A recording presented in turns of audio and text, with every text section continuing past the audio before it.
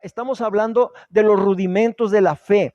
Hace 8 días, esto lo hacemos solamente los jueves, hace 8 días hablábamos de los rudimentos de la fe, que está en Hebreos capítulo 6, versículos del 1 al 3. Hebreos 6, del 1 al 3, ¿verdad? Y dice así: por tanto, dejando ya los rudimentos de la doctrina de Cristo, vamos adelante a la perfección, no echando otra vez el fundamento del arrepentimiento de obras muertas, de la fe en Dios, de la doctrina de bautismos, de la imposición de manos, de la resurrección de los muertos y del juicio eterno. Y esto haremos si Dios en verdad lo permite. Entonces, hace 8 días analizamos lo que es el arrepentimiento de obras muertas. Lo fundamental, la base, para que usted sea salvo en su corazón, usted necesita tener arrepentimiento. Diga arrepentimiento. Debemos arrepentirnos de las obras muertas. ¿Cuáles son esas obras muertas? Aquellas obras que hicimos que no son la voluntad de Dios. Aún usted puede estar haciendo una buena obra, entre paréntesis, pero ¿sabe qué es lo que Dios está viendo? La intención del corazón. ¿Con qué corazón está usted haciendo esa buena obra? Lo que más le importa a Dios es el corazón. Yo he descubierto cuando oramos, cuando le pedimos a Dios por el corazón de alguien o cuando pedimos por nuestro propio corazón, es la oración que más rápido contesta, porque a Dios lo que le interesa es el corazón, ¿sí? Por eso dice la Escritura: dame, hijo mío, tu corazón, porque de él mana la vida. Lo que él quiere es su corazón. Por eso cuando viene la gente y le decimos: ¿quieres recibir a Cristo en tu corazón? Hacemos una oración para que Jesús entre en el corazón de las personas, ¿sí? ¿Por qué? Para que sea el dueño. Y eso, la fe en Dios va aunada con el arrepentimiento de nuestros pecados. Entonces vimos que arrepentimiento es un cambio de actitud, es un cambio de mente, de mentalidad, que si la persona era grosera, que si era borracho, que si era como Juan Charrasqueado, ¿no? O quién, Juan Colorado, borracho, parrandero y jugador, se arrepintió de eso y cambió su vida. Amén. Entonces, ¿cuántos realmente estamos arrepentidos? ¿Verdad que todos estamos arrepentidos de la vida pasada? Amén. Ahora, obedecemos a Dios no por obligación. Dios a nadie le hace manita de puerco para que los obedezca. Lo obedecemos por amor. Cuando usted ama a alguien, complace a esa persona, ¿sí o no? ¿Verdad que sí? Si usted si usted está casado, ama a su cónyuge, ama a sus hijos, va a hacerlo con amor. A lo mejor el hijo llegó ya tarde y no ha cenado y usted ya estaba dormida, ¿verdad? Y de pronto el hijo anda buscando en el refrigerador, pero entonces usted le dice: ¿qué pasó? No, dice: pues es que traigo hambre. A ver, ahorita te voy a hacer algo. Y la mamá se levanta para hacerle algo por amor, no por obligación. ¿Verdad que sí? El amor nos hace que demos la milla extra. Si alguien nos pide llevar una carga por 1 milla, la llevamos 1 milla más. El amor da más. Entonces obedecemos a Dios por amor, no por la obligación, ¿sí? Entonces, el arrepentimiento, dijimos hace 8 días, que es un cambio de vida, una convicción acerca del pecado, y decide no continuar su antigua manera de vivir. Empieza a dar frutos originados en la condición del arrepentimiento, ¿verdad? Y bueno, el arrepentimiento lleva consigo la confesión de pecados. O sea, dice 1 de Juan, capítulo 1, versículo 9, 1 de Juan, capítulo 1, versículo 9, si confesamos nuestros pecados, Dios es fiel y justo para perdonar nuestros pecados y limpiarnos de toda maldad. Y dice el versículo 10, si decimos que no tenemos pecado, hacemos mentiroso a Dios. Si yo digo: ay, es que yo no he pecado, yo no he hecho nada malo, estoy haciendo mentiroso a Dios, ¿sí? Entonces debemos de tener mucho cuidado. Debemos de confesar el pecado, porque cuando confesamos el pecado, entonces eso trae liberación a nuestra alma. ¿Cuántos quieren tener un alma liberada? Amén. Entonces, pues para eso tenemos que confesar nuestro pecado. Porque muchas veces la gente se guarda el pecado y empieza ese pecado adentro a causar daño, porque la paga del pecado es muerte. Entonces hay enfermedades que son psicosomáticas porque trae las emociones todas disparadas, ¿sí? Entonces debemos de confesar nuestro pecado. Ya lo dijimos hace 8 días. Bueno, a veces hay gente que no está preparada para ir y pedirle disculpas. Entonces, usted tiene que ser una persona sabia, oír a Dios de lo que tiene que hacer. Si esa persona le perdona, qué bueno. Si la ofende o le ofende, entonces, bueno, usted ya hizo su parte, ya todo lo demás lo deja en manos de Dios. Amén.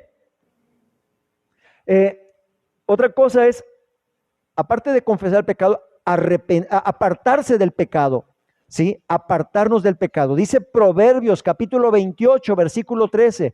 Proverbios 28, 13. El que encubre sus pecados no prosperará, mas el que los confiesa y se aparta alcanzará misericordia. Confesarlos y apartarse de ese pecado. Ya no hacer eso que estábamos haciendo. Amén. Gloria a Dios. Y otra cosa es la restitución. Ok, robé, pero ¿sabes qué? Mira, sí es cierto, como el caso de Zaqueo, era un hombre chaparrito que vino Jesús, ¿verdad?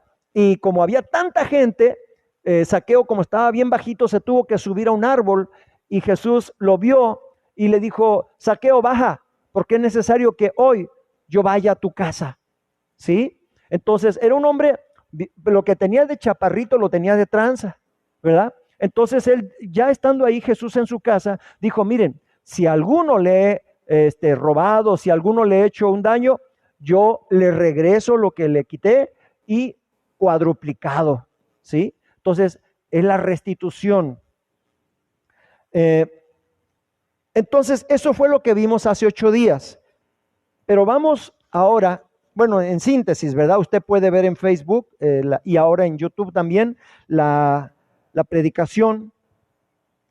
La otra cosa que es parte de los rudimentos de la fe es la doctrina de bautismos. La doctrina de bautismos. Nosotros no bautizamos a los bebés porque el bautismo primeramente es un acto de arrepentimiento y un bebé no tiene nada de qué arrepentirse. Un bebé es una persona inocente, es un ser inocente. Amén. Entonces, tenemos que hay diferentes tipos de bautismo. Vamos a ver 4 tipos de bautismo. El primer bautismo es el bautismo en el cuerpo. ¿Alguien había oído hablar del bautismo en el cuerpo? No, ¿verdad? Bueno, pero está en la Biblia. Está en la Biblia y vamos a ver en Primera de Corintios capítulo 12, versículos del 12 al 14. Primera de Corintios, versículo 12.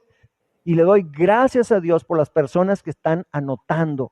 Eso demuestra un interés por escudriñar las escrituras. Yo le animo a que usted se traiga su cuadernito y que anote estas escrituras, ¿verdad?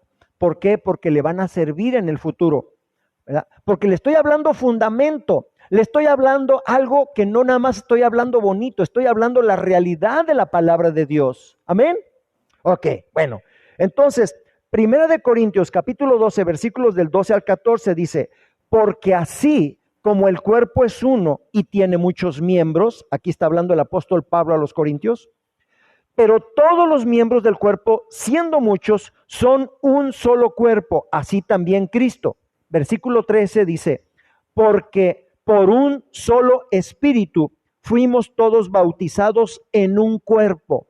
Por un solo espíritu fuimos todos bautizados en un solo cuerpo, sean judíos o griegos, sean esclavos o libres, y a todos se nos dio a beber de un mismo espíritu. Además, el cuerpo no es un solo miembro, sino muchos. Aquí está diciendo que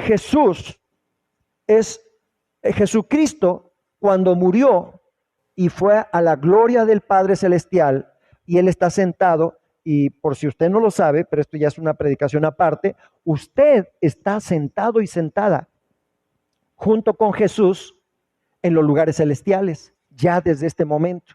¿Sabía eso? Pues eso será otra predicación, ¿verdad? Pero lo que le quiero decir es que Cristo ahora se multiplicó en toda su iglesia. Así que cuando decimos, Él es un cristiano, quiere decir, es un pequeño Cristo o es un imitador de Cristo, pero es porque Cristo vive en Él. Pero si nosotros nos juntamos y empezamos a orar todos, por eso aquí suceden milagros, porque cuando oramos, la gente cree y desata la fe y empieza a suceder cosas, milagros, y por eso hay testimonios. Por eso es importante que la iglesia tenga testimonio, que la iglesia está viva, que la iglesia no es una rutina nada más de venir, sentarse y luego se van y salen iguales. No, usted tiene que salir transformado, tiene que ser liberada, restaurado o restaurada. Amén. Usted tiene que salir con las fuerzas del búfalo, con alas de águila. Usted tiene que caminar sobre las aguas, que dice la escritura, dice el profeta Isaías. Aunque pases por las aguas, no te anegarás. Y si pasas por el fuego, no te quemarás. Ese tiene que ser el creyente del siglo XXI. Amén. El creyente del siglo XXI va a poder caminar sobre las aguas como Pedro. Aunque vea la tormenta fuerte, ¿verdad? Aunque arrecie la tormenta, usted va a poder caminar sobre las aguas porque va a tener la mirada puesta en Jesús, el autor y consumador de la fe. Amén. Entonces, eso es importante, que usted desarrolle su fe. Ok. Luego, entonces el primer bautismo es el bautismo en el cuerpo. ¿Qué significa esto? Mire, a ver, ¿qué sucedió con el ladrón que estaba en el... ¿Se acuerda que a Jesús lo crucificaron y junto a él, a los lados de él,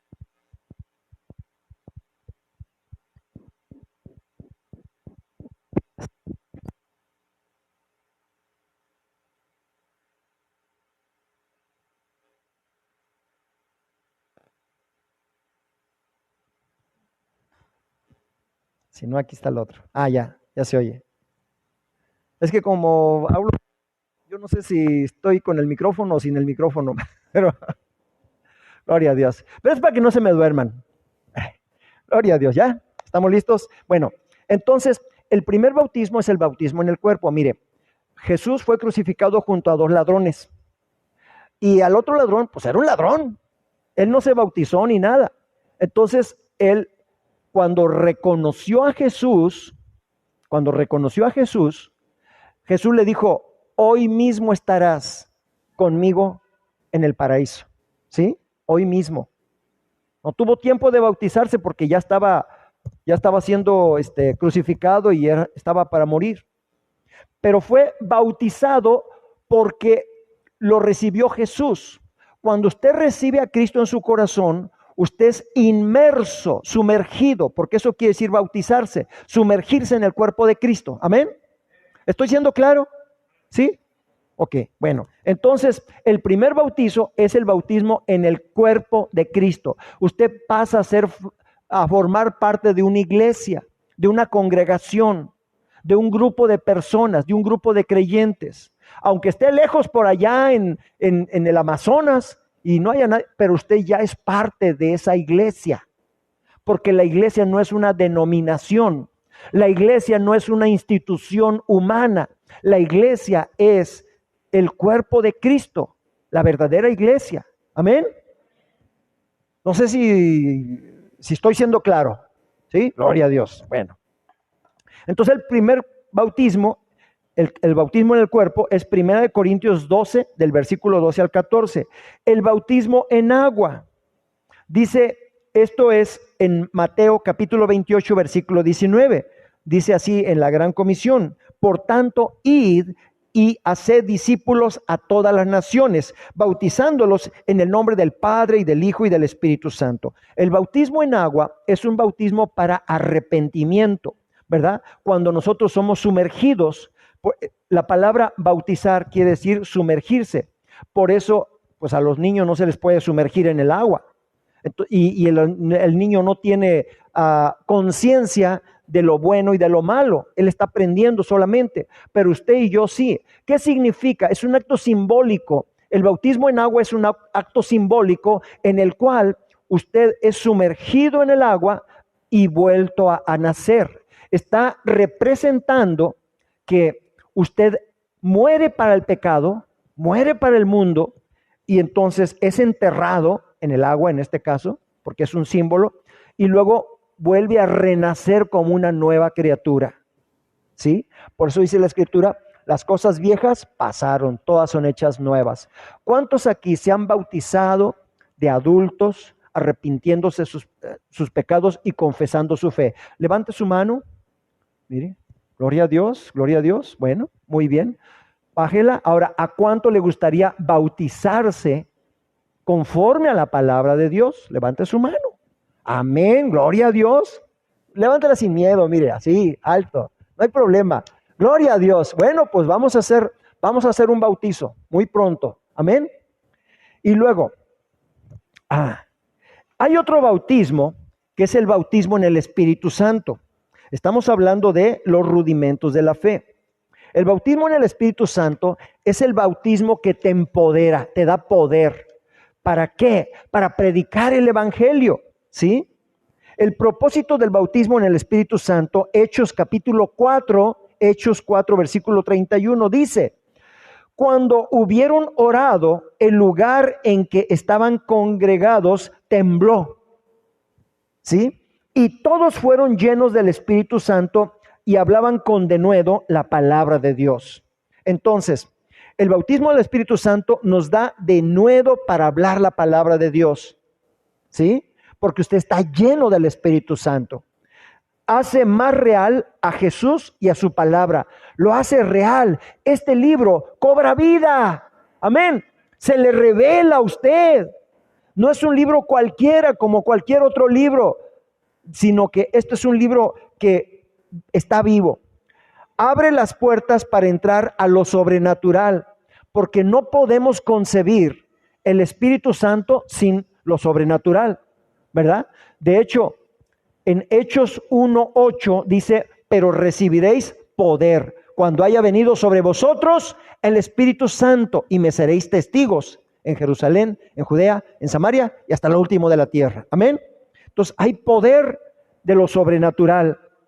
Y otro punto es: el Espíritu Santo le da hambre por la palabra de Dios. ¿Cuántos han sentido un deseo ferviente de leer las Escrituras? Dice: yo quiero oír la palabra de Dios, yo quiero leer la palabra de Dios. ¿Verdad que se siente un hambre, un deseo? Yo no sé, ¿alguien aquí? Levante su mano si alguien lo ha sentido. Gloria a Dios, amén, gloria a Dios. Entonces, esa hambre la pone el Espíritu Santo.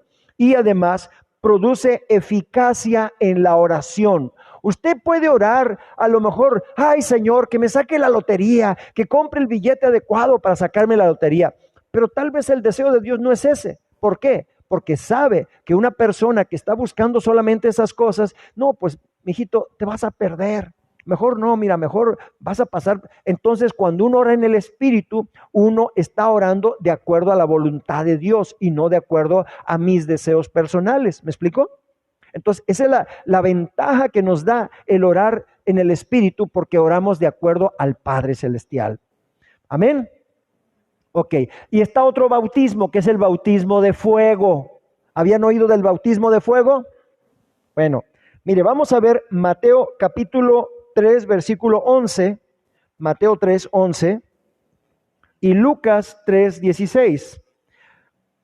Mateo 3, 11 dice: aquí está hablando Juan el Bautista, o sea, un especialista en bautismos, ¿verdad? A eso se dedicaba.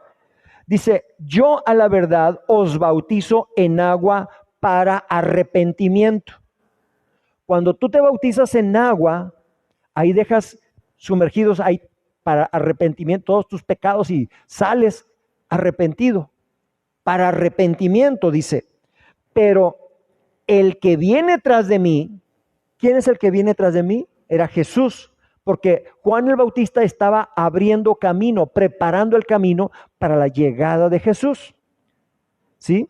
Pero el que viene tras mí, cuyo calzado yo no soy digno de llevar, es más poderoso que yo. Él os bautizará en Espíritu Santo y fuego. ¿Cuál es el bautismo del Espíritu Santo? Ya dijimos que es para empoderar. Y el bautismo en fuego es cuando empiezas a vivir las pruebas, las dificultades, cuando empiezas a pasar las penurias, que dices, ay, ¿por qué me pasó esto? Es porque el fuego de prueba está siendo probado, ¿verdad? El orgullo que había en tu corazón se quema con el fuego de Dios. La envidia, el egoísmo, todas esas cosas se empiezan a quemar con el fuego de Dios. ¿Me explico? O sea, en otras palabras, Dios nos empieza a dar un carácter. Diga carácter. Carácter. Es lo que necesitamos. Eso viene con el bautismo del fuego. Empieza uno, porque una persona que es de doble ánimo, dice el apóstol Santiago que es como las olas del mar y que esa no agrada a Dios. Pero cuando una persona se decide, yo voy a seguir a Cristo, ¿verdad? Como aquel canto, no sé si alguien lo conoce, he decidido seguir a Cristo, he decidido seguir a Cristo, he decidido seguir a Cristo, no vuelvo atrás, ¿verdad? Así, usted decide, usted es perseverante. De hecho, Jesús dice, el que persevere hasta el fin, ese será salvo. Amén. Usted y yo tenemos que perseverar. Amén. Ok, entonces en el bautismo de fuego, ahí se van a caer las escamas, se va a caer las costras, se va a caer la mugre, todo lo que sea quemable se va a quemar. ¿Sí? Entonces usted va a renacer como una nueva criatura.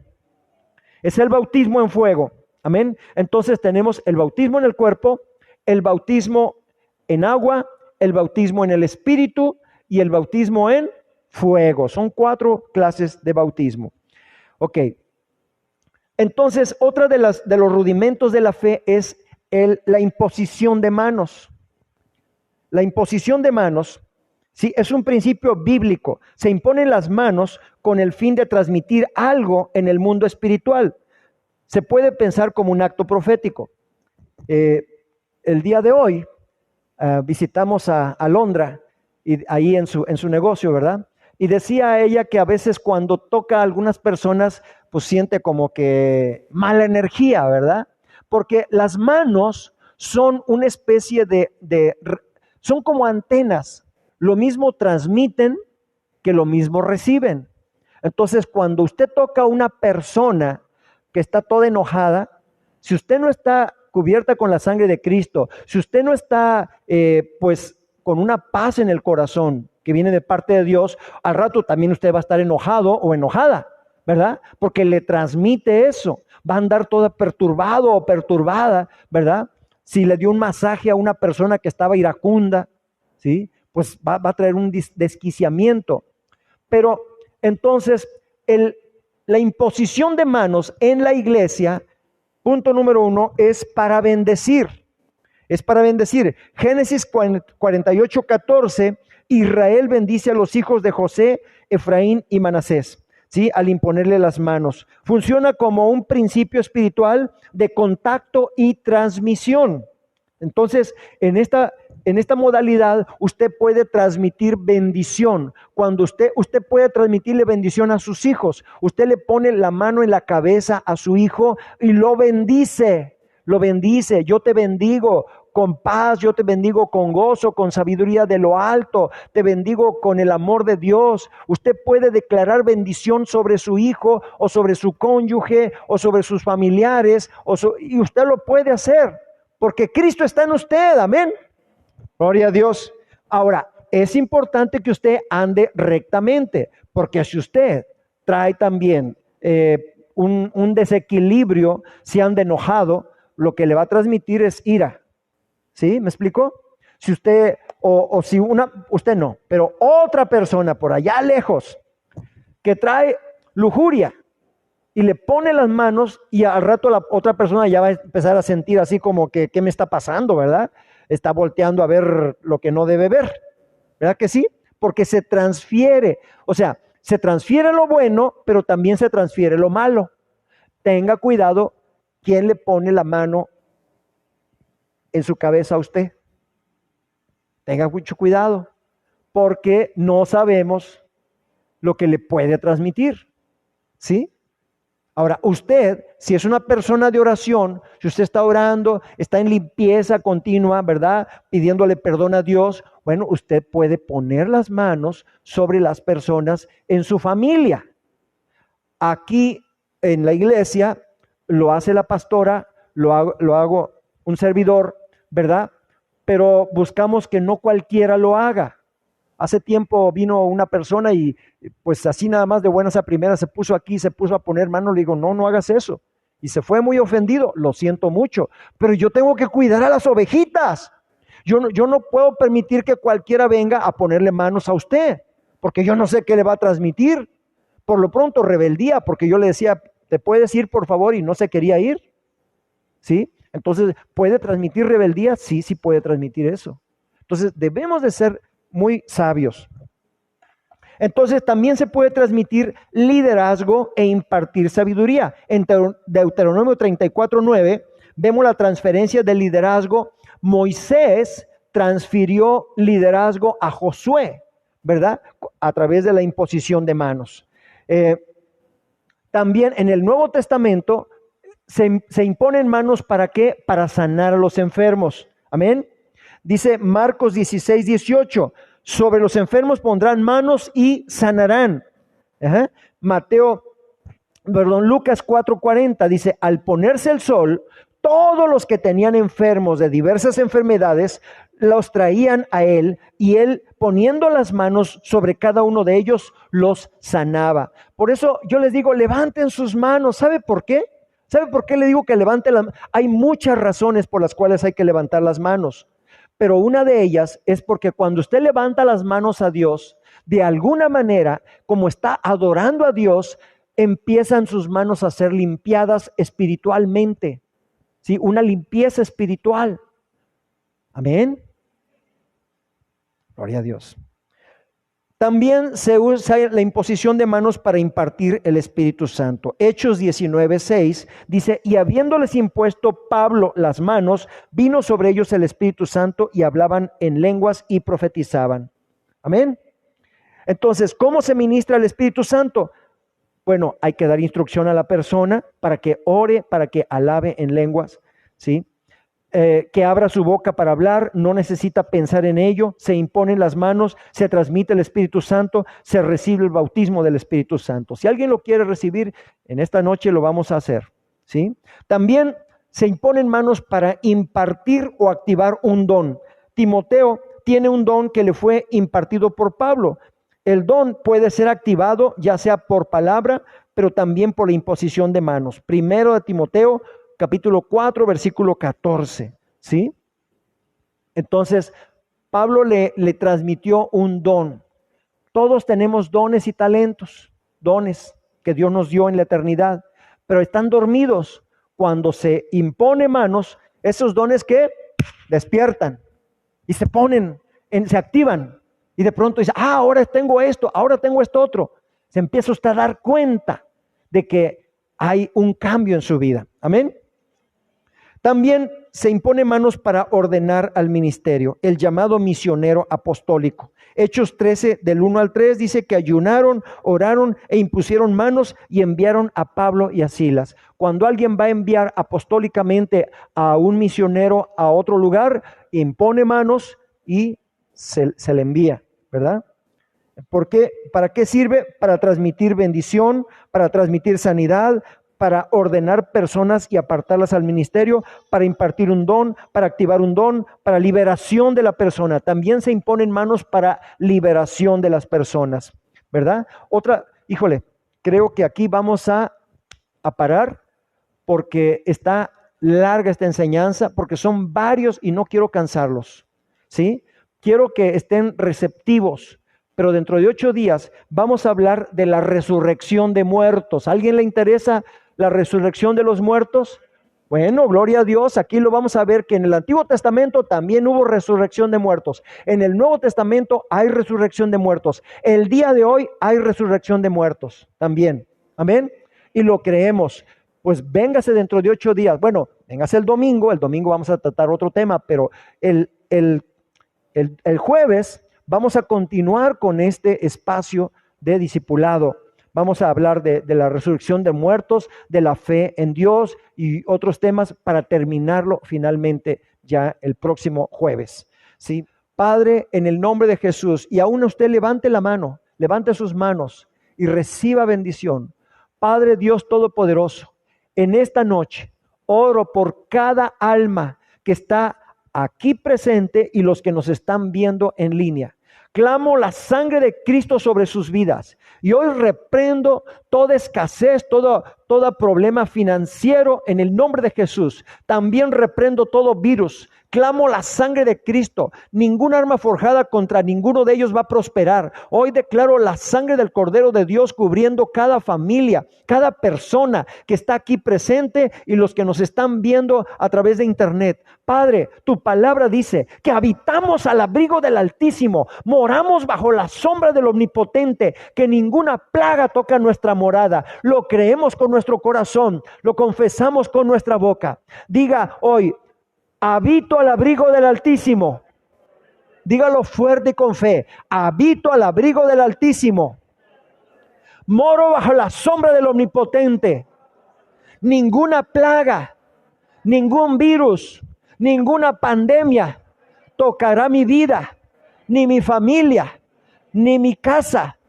Nada de lo que me pertenece, nada de lo que me incumbe, lo comerá el devorador.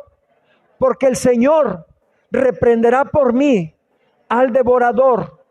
En el nombre de Jesús. Amén.